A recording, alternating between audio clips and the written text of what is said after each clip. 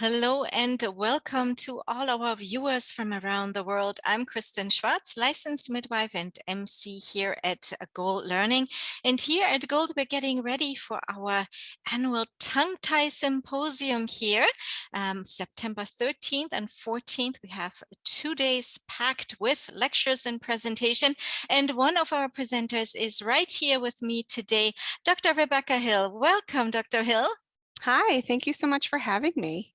Oh, it's wonderful to have you here. And this is exciting here at Gold. We have been putting up the Tongue Tie Symposium for a few years now, and I feel like we're always still learning. And I can't wait to talk to you about your presentation. But before we do that, I want to know a little bit about yourself. First of all, where are you in the world? I am about 20 minutes north of Boston, Massachusetts. And we have chatted a little before. It's summer now. It has been raining a lot in your area, right? Oh my gosh, the whole summer has been raining. My kids are not happy. I'm not happy either. I can imagine. That's tough. So you have a wonderful background, such an amazing background here. Tell us a little bit about your professional journey and how you got started and how the topic of tongue tie became of interest to you. Absolutely. So I am a registered nurse and a nurse practitioner that practices in family medicine. And I'm also on faculty at a local university at a school of nursing. And my trajectory professionally has really been very varied. So I initially started my practice as a nurse in the emergency department and intensive care units and moved on and became a nurse practitioner with the focus of caring for adults, mainly adults with diabetes. And as you can obviously imagine, that has changed substantially. And what changed that was a personal experience. I have 3 children, and my second born was born with a tongue tie that I did not know enough about, and the providers that cared for my son did not know enough about. And he went for the first 5 months of his life undiagnosed. And it led to an incredible array of symptoms that we could not find a cause for. And when those symptoms were finally attributed to his tongue tie, they were resolved within the first 48 hours after that tongue tie was corrected. So being a healthcare provider, being a nurse practitioner, I was just floored by the fact that I didn't know about this anomaly, and neither did his providers. So that then led me onto my path to pursue my PhD. And I have spent the last 5 years really married to this topic. And I'm so passionate about improving the research and the care that babies and parents are receiving specific to this mild anomaly that can have substantial negative sequelae for babies and for whoever's caring for them.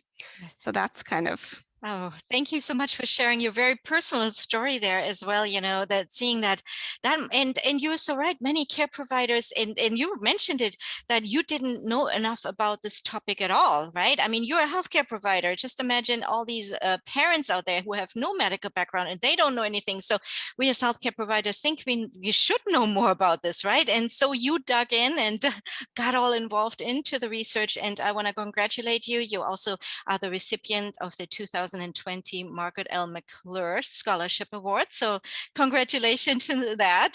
Thank you. Thank you so much. Was it related to the work with tongue tie you're doing? It was. That was provided by Nurses Educational Funds, and they are committed to providing scholarship assistance to nurse researchers to advance the care, specifically for that award to women and children. Wonderful, great. And there's so much work to be done.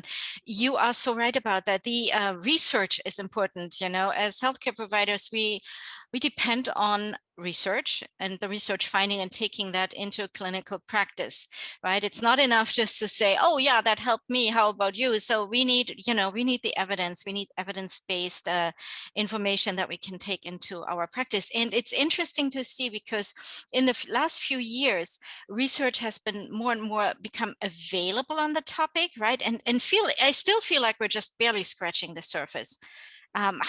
What is your view on this? There is so much work to be done. Again, the notoriety, if you will, of this topic has definitely exploded in the last 5 to 10 years, which is great.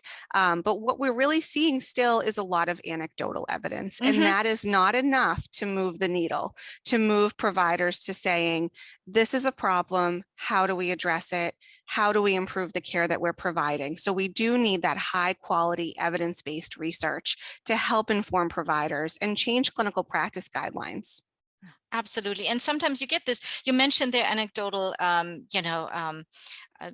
anecdotes that relate to tongue tie, and I hear that some of the providers are saying, "Oh, stop with the tongue tie. Not everything is a tongue tie. You can't contribute everything to a tongue tie." And that's why research is so important, to see what is there, what is the evidence, what is related to that. So I'm very grateful that you're producing this work and presenting here at a goal to give us more knowledge and that we can take into our practice.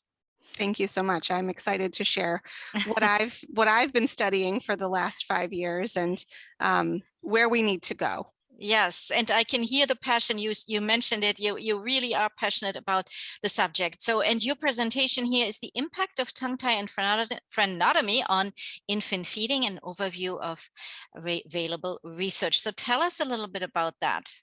Absolutely. So what my presentation will focus on is summarizing the research to date specific about tongue tie and how that impacts feeding, how it impacts feeding for the baby, as well as for the caregiver, whether that caregiver is breastfeeding or bottle feeding.